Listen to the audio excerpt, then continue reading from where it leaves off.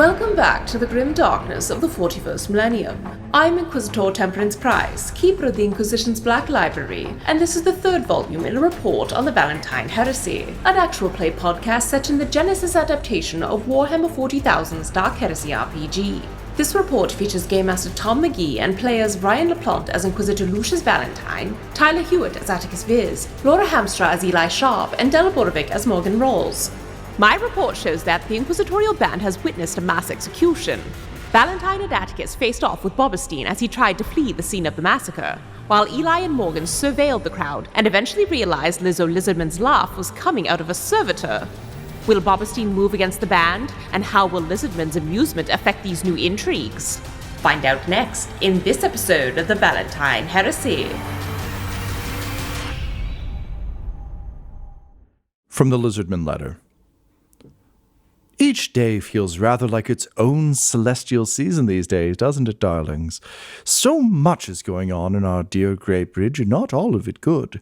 After today's rather grim rainfall and the events of the hunt, one sincerely hopes that the show of art tomorrow will be somewhat less eventful. Of course, this is the celestial season, so the odds of that happening are incredibly low. You finally get to go to bed. Yes. It's been 10 million years, but we did it. It happened. Morgan, you can finally have a snooze. With the executions complete and the curfew in effect, all of you are whisked back to your various estates and or boarding houses. Van Houten Estate is still being swept, so Attikus and Valentyne, you'll be sleeping at Ballensong Manor. Morgan and Eli, you're taken back to Cheswick's boarding house, and all of you are able to turn in for the night. Is there only one action you want to take before turning in for the night, or is everyone just hitting the hay? I should probably brush my teeth. Just one. If I have to choose one. To say to speak for the Valentyne and Attikus team. Please. The one thing, not sleeping in traditional bedrooms. We're in assassination land now, so Valentyne would be getting Attikus and himself to be staying in non-traditional rooms. Somewhere below ground, somewhere that's easily, no windows, totally hidden within there. He would also put together a quick video to send to Forrest Pollard through regular means of the conversation that Bobberstein had with dear Lord Van Houten, because the direct threat of thinking that we killed Lady Ballensong, combined with him saying he wasn't at the hunt and he is planning on making changes, are all pretty damning while he tries to leave this execution. So Rabute would just like to flag a certain amount of treasonous behavior and threats against this house. And he would, on his own, add it to his data slate. They have that video from Lady Ballensong that was sent along with the will. He would like to edit and remove the part where she says they're not who they say they are. But the clip that he really wants to carry around with him is the clip where she says that they didn't do it. They weren't around long enough and they weren't involved, because if somebody shows up or tries to arrest them, it'd be great to have Lady Ballensong saying they weren't the people who killed Lady Ballensong. Yeah. And you couldn't get it from her at gunpoint because she crashed. Yeah, that's not my fault. Who am I, Brandon Herrera? Demonstrably. Dang. Sometimes.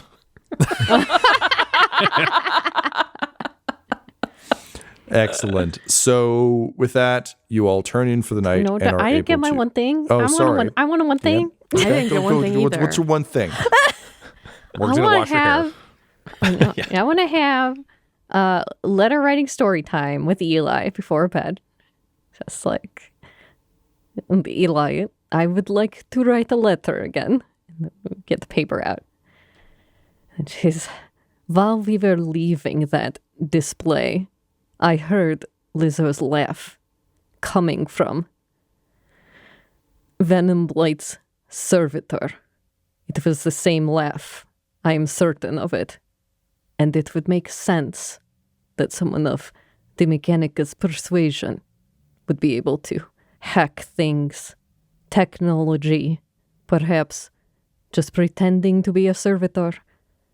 And again, wasn't that armed person who attacked Kuros a gun servitor. Something for you to think about while you're sleeping tonight. He just pauses, sighs, writes, Morgan, you can write what you want. Please just be more clear. Don't make me fill in the gaps. It's been a long couple of days. She's just like folding this paper in half, and then we'll start over on the other side of the paper. I think that Lizzo Lizardman is Venomblight's servitor. And then she's pointing at it, like while he's chewing this in his brain, she's like tap tap tap. As in, there is no Lizzo Lizardman? They're the same? Oh, this is like, both of their brains are hurting having this like having it just written down in like the reply on paper is just melting Morgan's brain. Then it's like flip over to the other blank side. No one knows who Lizzo Lizardman is. They always just write things. So it could be anyone. So it could be that servitor. It could not be just a servitor. It could be like, you know, the Mechanicus people we have interacted with before. She's just now she's Like, just looking you frantically.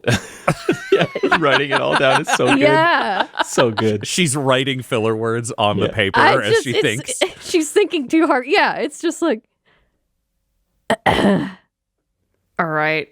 When it comes time to shoot someone, tell me where to point. I hate all of this. I will think on it. she just tears up this paper and then like throws it in Eli's face.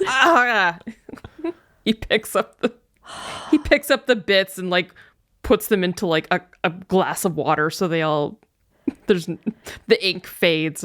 There's no sign of it. And then he goes around and takes all of the little intact figurines that are very smashable and sets them like on top of the doors, on the windows, like so if any entrance to the room, so if anyone tries to get in any way, there'll be a crash. And because he wants to sleep, he does not want to take first watch, which Morgan needs a full night's sleep. It'll just be another night of no sleep, and he can't do that. Mm-hmm. Excellent. And Morgan will make like, where is Eli going? Because Morgan will want like, come over here. Like Morgan wants Eli to be in the bed so she could sleep next to him. All right, shove over. All right.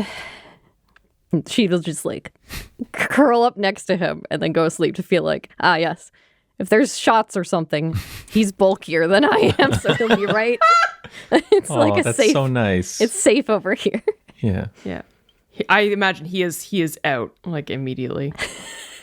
I think you all are. It's been an eventful day. Let's see how much health Dell can get back. Oh man. Are we getting a full night of rest, Tom? Or does something happen in the middle of the night? So you do get a full night of rest. Oh, thank God. Morgan, with the amount of medical attention you've received, we can say you gain 3 wounds back in total. So 1 for the rest, 2 for the medical attention. Wow. Otherwise, regain your strain minus the social strain you've received from the stained reputation. That's forever. Yep. Till you order a purge of Greybridge. So Can't you come soon sleep through the enough, night. honestly. It is a mercifully uneventful night. All of you are able to gain some rest. And you awake to the sound of leaves falling and crunching outside as ground crews work. The Cloud Palace is working overtime to speed things up, so fall is rapidly upon us. The day has arrived for both your show of art and for your party. Morgan, Eli was working with Attikus on his show of art. Do you have a show of art? We never got to thinking that far ahead, honestly. That's... Well, we're thinking that far now. Ooh, man, that is a great question. All right. You know what? Is there time to throw something together? There is. You and Eli are kind of at loose ends, unless you want to set out into town to try and do something. You're not available to help with the party anymore. That's you can't true. paper mache, so... Yeah. Are the guards and everyone still watching us? No, there was a curfew overnight, but now that the traitors have been executed, there are guards out patrolling and stuff, but they aren't over your shoulder outside your door anymore. That was just a lockdown procedure. All right. I would love to get my damn bird back, but I don't know if that is too far away to walk because of where we left the bird. I was going to say, you don't know where the bird is because Yeah. I left him with Voidstain in a ditch. But I left him with Voidstain in a ditch. That was a different I took him different time. somewhere else. You did? Yeah, I picked him up, and then we were going to bring him to the hunt, then we changed our mind, and I knocked him out and left the bird with him. So theoretically, he's in a ditch, only I know where he is, or a Space Marine has him. Oh, right. Space Marines love birds. All right, well, I guess the general hope then is Morgan will keep part of her brain open for if they walk close enough to get in earshot of Toby, then I will get Toby vision again. But I was going to say, bearing you don't know that I took him somewhere else, though, so you could still absolutely think he was in a ditch. I mean, that's a pretty far walk, but you've If got a it's lot too of time. far, But you yeah. can... Greybridge is a small planet, so... if you want to trek out there, you might be able to hitchhike and stuff and make your way out there. But it's not a quick walk. Right, 'Cause it's out in the we would country. need to get a drive out there. So I guess we should head into town to get some amenities for tonight. We should get clothes. And if it has to be an art thing, Morgan just wants to look for rope. Can I ask how you're paying for anything? We have a ship still that is ours. And a horse, supposedly. Hopefully we can barter these things. We can Okay, yeah, I trade guess these things. you could trade against the ship, and you have a reputation as a rogue trader. So yeah, that's fine. That's what I was, yes. Okay, so you hoping can to use you can for get some money. rope. Do you want to try and pay for a ride out to? I think that's it. Pay for a taxi to try to get back out to where we left Voidstain and the bird. Okay. And then obviously if Eli has any suggestions of other things we should do. Sorry, me? Was there anything that you would like to do before the party tonight? We still have to go to this. Yes. No, what is there to do, honestly? Doing anything we can. If there is something that I have not seen or overlooked. I mean, is it worth it to look into Venom Blight while we have the time? Perhaps. I don't even know who I'd go to. Exactly. And it would not be wise to step on our one alliance. I don't even trust that it's an alliance. All right, well, I guess do what we can to survive. Eventually you'll learn subterfuge, Clarence. If you say so. And with that, you make your way into town. As you speak of Venom Blight, he appears on a variety of video screens around you, sort of in a classic, the TV in the stores you walk by sort of way. And you notice that his hand is wrapped an unnecessary amount of times in bandages and the splint. He says, "Hello, people of Greybridge, and welcome to fall. This is a celestial season unlike any other. It is moving much faster than any of us are accustomed to. We're all trying our best here. I did want to provide a brief update from our beloved king about the current standings based on the trophies. Of course, many of you brought in very handsome trophies, very admirable hunts, but two stood head and shoulders above the rest. That is, of course, the Lord Van Houten, who brought the traitorous assassins forward and, according to the king, delivered the best prize of the day, and the rogue trader, Rawls Varn, who delivered an unseasonably large Ehrlich, alongside the assistance of her friend Clarence. It would seem that despite the rogue trader not having tremendously good standing in the race for the Duke's heart, she did in fact deliver an excellent trophy. Third place, I don't care about. So for the rest of you, really do try and step it up a little bit. I am particularly disappointed that we haven't seen more from Versailles and Kyros in this particular part. Also, has anyone seen Bobberstein lately? In any case, I look forward to this evening's party. It has been planned by Birano the Ratling. So get ready for some paper mache, everyone. I'll see you tonight. Goodbye. And the screens blink off. So he's never built any paper mache, but he's constantly talking about it. He's got a rep for it. Yeah. I love it. Reputation precedes him. All right, so the two of you make your way into town. Attikus and Eli, one day. United at last. Back Help me write some poetry. I'd love to. Attikus and Valentyne, you also awake in Boundsong Manor, feeling refreshed, ready to face a large day. You can hear a lot of hacking and sawing outside as the construction of the statue carving, I suppose, is underway. What would you like to do before the show of art? Valentyne's big plan for the day is now shifting into counter-espionage. Knowing that there have been a number of assassinations and things going wrong, he's going to pull 90% of the security off the Van Houten estate and get them over here. He wants them watching any of the contractors coming in and out. He wants them watching the statue, watching the maze, watching everything. Like, nobody fucks around and nobody gets in and out of the property unless they're supposed to. And he would also have a conversation with his Lord Van Houten.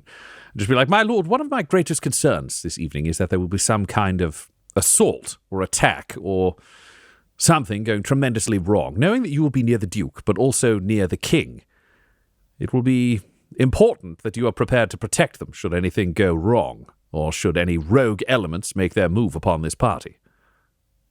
Agreed. Excellent. I'm going to try to pick something up from just outside of town that we'd left some time ago. See if it's available for this evening. I can leave you to work on your art and supervise the rest of the organizational details.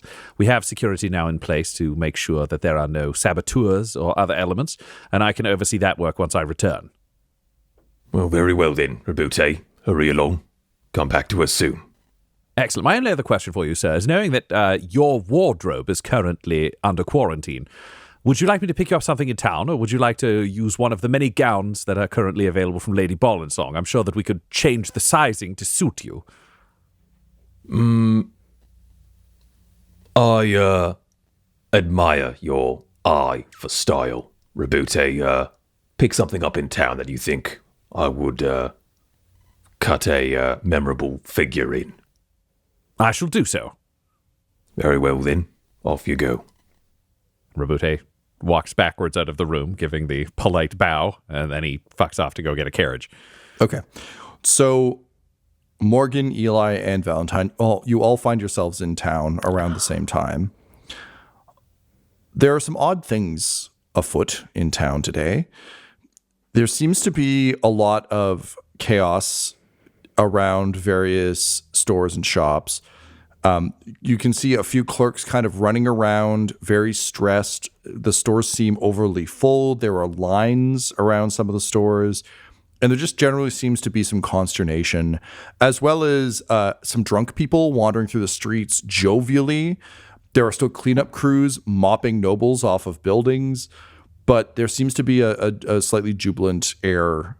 You're not sure if that's because it's fall or the celestial season or what, but it's a little more hectic than what you're used to. Valentyne, you are going first in search of clothes, and then you're going in search of Voidstain and Toby. Morgan and Eli, you had to get rope and then get a carriage. So it's reasonable to me that you would both be showing up to where you think Voidstain is at roughly the same time. Mm-hmm. Let's get a streetwise check from Valentyne first to see how good this outfit is. Okie dokie, what's my difficulty? Difficulty of 2. These lines are a real pain in the ass. You don't really want to stand around waiting for a clerk to assist you. You'd rather just be able to walk in, point at the thing, say, that one, and leave. So there's that. I'm not going to pump it with anything. The difficulty is based. I'm not going to give you setbacks based on the crowds because that's already what the difficulty is.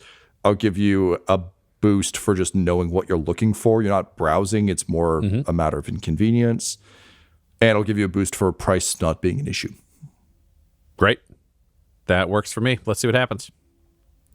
1 success and 4 advantages. Great. You find exactly what you're looking for. It's a solid outfit. You're going to have to describe it, but you're able to, after waiting a little bit for a slightly overworked clerk to bring you through, they just apologize profusely as they're stuffing, like folding the outfit out, Love Actually style, like unnecessarily folding it, wrapping it, dropping sprigs of shit in the bag and everything else, saying, I'm so sorry, sir. We're a little understaffed today. Here you are. Thank you. And he'll exit. He doesn't need to deal with any of the pleasantries. Yep. And you're off. So you find yourself in a carriage en route to where you left Toby and Voidstain. Yeah. Do you have any way of tracking where Morgan and Eli are? No. No? Okay. So in that case, I think what happens is you roll up to the location. Morgan and Eli, you roll up down the road, but that puts you in range of Toby, Morgan. So you get Toby vision of Valentyne rolling up in a carriage. What do you do? Oh man, if we are in a car, like when that is happening, I think she'd say, "Driver, stop," and then try to pull over. Okie dokie, right over here then. Right on the side of the road. Yep. And then as soon as she's attached to Toby, it's like Toby up. If Toby can move, I'm not sure what situation. Whatever situation Toby's in, Toby up. Toby has just been sitting on this guy. Nothing has happened to Toby. Oh, no. So Toby up, and then Toby swoop around to look at what is going on. And then like, does she see Valentyne? Does she see him? Yeah, Valentyne, you arrive to see Toby look up at you and then take off into the sky and start circling. It's just one of those, like, internally just fine. He's going to be reaching down and just taking the hog-tied Voidstain and hucking him in a carriage. Yeah, you didn't think you were coming back for me. Do you have any snacks? I'd assumed someone else would get you. I will have snacks for you once we arrive back at our location. What do you mean you assumed someone else would get me? You cold cocked me and dumped me in a ditch. It just throws him inside the carriage, closes the door, and drives away. All right. Morgan? Can we see which way that... Oh, yeah, man. you can see which way the carriage is going. All right. So it's just like, driver, turn around and head back into town. If that happens to be the way that he's driving, I'm assuming. Okie dokie. Valentyne, I assume you're going back to the mansion. Correct. So no, he's driving deeper into the country to where all the big fancy mansions are, Del. Oh, crap. Okay, no, I meant... you want to follow at a distance. I'm sorry. Okay, so turning around this other way and then driving. Yes. Okay. Just keep driving. And Morgan will Your grab... rogue traders are an interesting lot.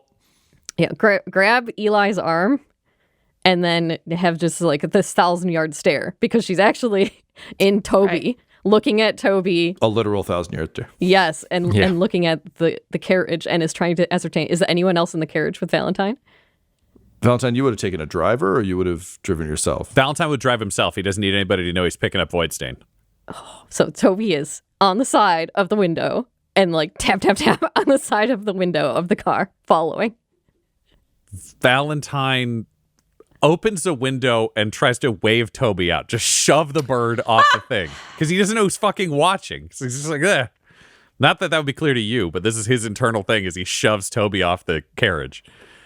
Like, she wishes she could get a message to Valentyne, but fine. It's just, I don't know if it's possible to get because he can take pictures and stuff, but I don't know if there's any way to communicate with any of Valentyne's stuff through Toby. Except for without Valentyne's code. assistance, no. I don't think there is. He would have to tap into Toby. You would have had to figure out how he could tap into Toby with his auspics or his thing. Now, here's a question. Would you have figured that out back aboard the Marnie's song? I feel like nothing has indicated that Valentyne's got Eugene. I don't think anything has indicated that he would want to be able to tap into Toby. I think, well, here's the line. I think Valentyne would never think, oh, I should sort that out because it's not on the top of his list. But I think it's more so that would require Morgan to be like, here's how you take over internal control of the programming of my bird. We which haven't does not gotten to strike that me point as- yet. Yeah, the only thing we've been able to do is to send like picture messages to his to the communique. But I don't have microbeat anymore, so I feel like I've lost that network, that it was through Toby back through me rather than the other way around. Right. Yeah. Okay. So no, just There's no impotent bird. T-mails that come around. Yeah. So I'll have Toby swoop around the car a few more times and then come back to us, because it's just like, if anything, me pestering him slightly can be like, I am making a show of like trying to save Voidstain when I really don't care. If anyone happens to be watching, but it's fine. We'll just Toby come back to us, and then once Toby is back, perches on the top of our vehicle. So at least we have Toby now. Sorry, ma'am. There appears to be a giant metal bird on top of our cart. You want me to take a shot at it with my gun here? Morgan's just going to open the door, and then the bird comes in. No. The taxi drivers are armed? It's if she said yes, his bluff was going to be called. It's a fake gun. Okay, got it. It's like a blunderbuss. He keeps under his seat to like threaten people, but no, it's not a full gun. It's just great right, rich so things. bird's just in the car, then. Yes. All right. Did Righto. we do all of our shopping? Yes, you got your rope, which I believe got was the only thing you clothes? really wanted. Yeah, you can have rope and clothes. All right. I'm going to need a similar check, though, to see what the quality of the clothes is. I So will do that. difficulty 2, 1 setback for how hard your funds are to access. Yep. Boost for knowing what you want, I guess. Do you know exactly what you want? Yes. I Okay, do. so boost for that. Pajamas That's it. to match her love. No pajamas. and what is the That was a sore spot. Damn. I'm Streetwise. very mad. That's when everything went wrong. After the pajamas conversation, everything went sideways. So I'm mad. Pajamas are an omen in 40K. Exactly. Yeah. God. Getting jammed up. You know what I'm saying? You leave yourself vulnerable. You stay in your pajamas all day. You never know what happens before you land. Yeah, it's that old nursery rhyme. If pajamas all day you wear, Horus will come and kill Primarchs without care. So don't do it. Just don't do it. All right, go ahead Also, and if roll. you've heard that rhyme, you've been executed because you're not What, supposed to know what about was Horus or the Primarchs. what was the my skill part of the role? I only have bad Streetwise. things. Streetwise. So cunning and streetwise. Bad thing. I only have bad things. I know what the answer to this will be. All the news I have is bad news. All right, I'll roll. What are you, the internet? Oh, please, please, please, please. Okay, 2 successes and 1 threat. It's really weird. You're going to say like despair. And I'm like, I don't No, want no, to no, do this with No, clothes, no, no, no, Sean. no. No pockets. Okay, so you find the outfit. What's your outfit look like? Well, I guess we can save it. No, let's save the outfit for the. You we'll want do to a save big, it for the yeah. reveal? Yeah, Can I because have an didn't do outfit Valentine's for Attikus one either. Yeah, can I have an outfit for Eli also? Yes, well, we'll assume you both got Great, perfect. your All outfits right, from that. Yeah, I want to sheath all that reveal from all of you later. you'll so, get it. Yeah, great. Mine is not that exciting, I hope. Yeah, you just took your ponytail down and took your glasses off, and now everyone's treating you like a supermodel. It's fine. Okay, so you've got what you need. You're gonna go prepare for the party. Valentyne, what the fuck are you doing with Voidstain? Voidstain's going in the Space Marine Library. He's just going to take him down. He doesn't know what to do with him, and he doesn't want to leave him in a ditch for someone else to find because he doesn't know how it plays out. So it's just wrapping him up, going to get a box from inside the house, putting him in the box in the carriage and gagging him. I don't understand why. Yes, I do entirely care. And he shoves a gag in, puts him in a box, and then he's just going to lug him down to the bookcase basement and then Down all the stairs. dump him out of the case and ungag him. Okay. Did I do something wrong? No, and yes, in the sense of did you do something wrong and you deserve to be punished? No. At the same time, you were not quite an effective enough political animal to escape being doomed by a conspiracy trying to assassinate you and frame you for heresy. I have relayed the information about your innocence to Forrest Pollard, the Space Marine, who then left you in a ditch for approximately 14 hours and doesn't appear to be collecting you at all. As such, I can't release you to the public because either the conspirators will eliminate you or something bad will happen. So I'm thinking the best case scenario for you long term and for me short term is to keep you trapped in the same room where we kept let's just say, our unfortunate power-armored associate. Yes, a chaotic marine. Okay, Of enough words. You are space. very bad at this. I Very, am. very yes, bad we've at this. established this. I will bring you food, and you will stay in here. There Okay. will be an event tonight, and then I will feed you again after the event. If you make too much noise, that'll be very bad for you and likely lead to your assassination. Don't worry, if there's one thing I'm good at, it's going unnoticed by everyone of worth. All right, I'll be right back. And he leaves to go get food, but he leaves him tied up. He's not untying him until he can go get food and bring it back.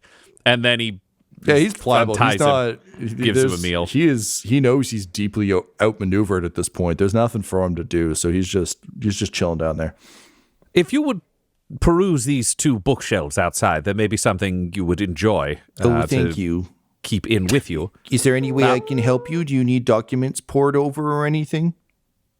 It's an excellent question. Unfortunately, no. I don't have anything that I need reviewed. The one thing I would ask is Bobberstein is showing surprising hostility. He's not attended the hunt. He seems to believe that Lord Van Houten is the one who assassinated Lady Bollinsong, which is insanity. And he has said he was trying to make changes among the nobility and perhaps the royal household. If you could think on that, you've been here longer than I have been. What would Bobberstein's play be if he was trying to make changes that would benefit himself? Well, Bobberstein's always been a bit of a goofball. Being relatively new money, he doesn't really know how things work necessarily, so he's got enough money to not really care. That's why most of the houses don't like him very much, because they feel he shouldn't have the money he has, and their houses are all somewhat in decline, and his is somewhat on the rise. So, as you know, the Bollinsongs are going through tough times too. Lots of folks have been going through tough times, but not the Bobbersteins. But what you're talking about, I've never heard him. I haven't heard him say anything that remotely serious in the whole time I've known him. He wants to bring a game called pickleball to the planet, and I just don't understand how you would play that. Okay, I'm going to ignore that last thing.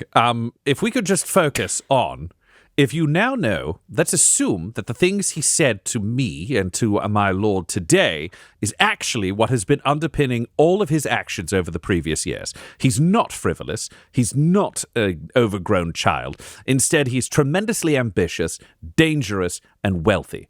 I'm going to leave you here and we can check in after a few hours. I want you to think over the years of what you've seen him do, the moves you have seen him make that have led to his success. Instead of assuming they're accidental or because of some outside force, assume he is a legitimately conniving genius. What will you then be able to infer are his ultimate goals? I will leave this with you, along with those books you've chosen and this bucket for going to the bathroom. And now I'm going to pin you in with these bookcases, and I'll check in with you later this evening. Okay, I'll give it a think. I won't let you down, sir. I appreciate I'm calling that. you sir now. Oh dear, oh dear. Bookshelf slides. Valentyne did it. Now it's just fucking counterinsurgency. He's just got to figure out any angle where somebody could fuck with this event and try to stop them. He's got a big security force and a lot of things to keep eyeballs on. Great. Attikus, you've got a poem to deliver and no more Eli to help you do it. How does Attikus finish his orcish flower poem? Yeah, he's sitting at a desk that faces a great big window that kind of oversees the backyard of the estate, so we can see the garden maze progress and the banners and everything like that. And he's just starting and crumbling up paper and starting over again just a bunch of times on what he's gonna do. I think he has decided that this poem, while starting off very, very, with a very specific tone, will be dedicated or seemingly addressed to the listener, to both Duke Wixthrop, but also the king, if he is so inclined to hear the poem and things like that. It's basically this is a poem dedicated to you, the listener, the person that is hearing this poem. And so he's taking it from that perspective, just trying to, like, he's thinking kind of tactically about writing a poem, just like mass appeal kind of thing, of just like, everyone should like it then, right? It's not about anything specific. Everyone should like it. So that's kind of where he's coming from for the last bit of this poem, this opening line, and then he's going to try and basically close it out. Okay. Yeah. Cool. As you are working on it, you're thinking through what Eli showed you. You also spent a lot of time with Father Marcellus, and you remember his battle hymns and how those kind of connected with the troops, and you can kind of apply that to your thinking about popularist writing, where it's like, oh, like what worked for us? Is there any way to translate that? The work continues outside as you kind of look down and over it. It's strange seeing your own body take form. It's that discus thrower, like that sort of very famous marble statue of like a discus thrower. So like, but giant metal arm up in the air, tiny arm down, shirtless to the waist. And they've really added extra muscle onto you, but it's odd seeing your shape kind of carved out of wood. You do, however, receive an incoming message from the king as you work on this. Oh, I'll answer immediately. I'll stand from my desk and answer. Great. So the video screen kind of trembles to life with those shitty scan lines and everything else we normally see. Mm-hmm. And the king is seemingly in his office. So it's incredibly well appointed. Very much, if you've seen, it's not like the British royals don't do this. The Oval Office is kind of in this vein, but like I've certainly seen Canada's done it from time to time. It's just like an overly adorned office that shows very official shit. So very much staged for camera, very much staged with, a variety of, like, there's, flags of Greybridge, a lot of gold everywhere, very ostentatious. And he looks sober, which is kind of alarming for a variety of reasons, somewhat put together. And he just sort of smiles thinly as the video jumps to life. And he says, Lord Van Houten, sorry to trouble you. I'm sure you're busy working on your work of art. Listen, I've got some bad news about today. I know I was very much looking forward to going hunting in your maze. And I know you were very much looking forward to watching me go hunting through your maze. However, based on the recent insurgency throughout the society and also my rather lively show of force yesterday, I have been advised by my security council that walking around on the grounds of a place where people are frequently dying is probably not the best call. And much as I hate agreeing with those eggheads, this time I got to agree with those eggheads.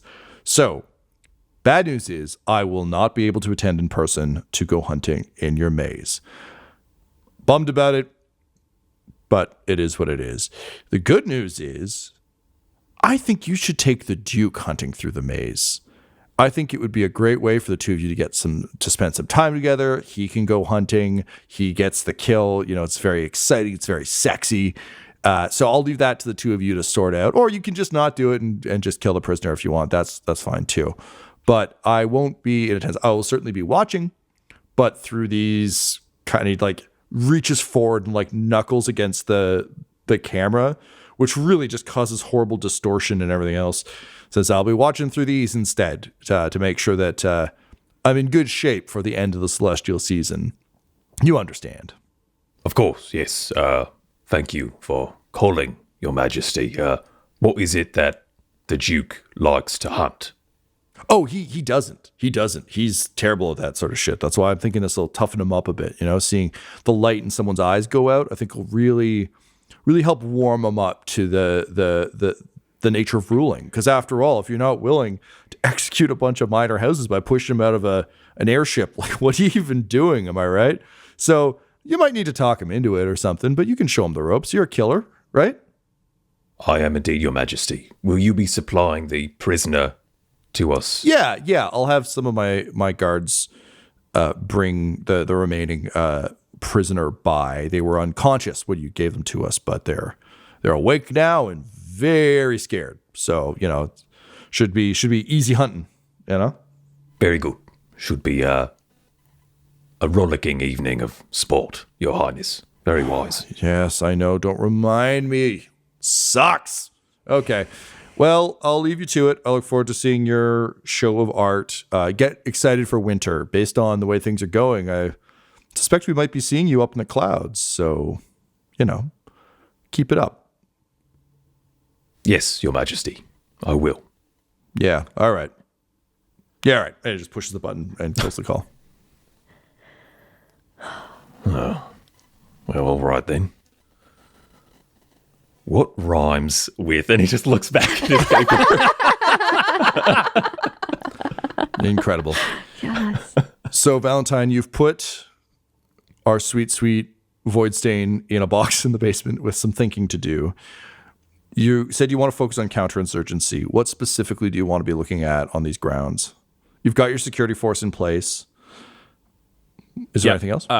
He wants to keep an eye on any of the contractors bringing anything in or out of the property. Nothing is getting through without getting searched. He doesn't care if somebody brings in, if somebody shows up with a box of manure, there is a tough guy touching every turd in the whole box to make sure there's nothing hidden in it. It's a level of paranoia that's Inquisition level, not casual noble level. I mean, the good news is your security force is hired of ne'er-do-wells and kind of back alley cutthroats. So yeah, they're pretty good at this, all things considered.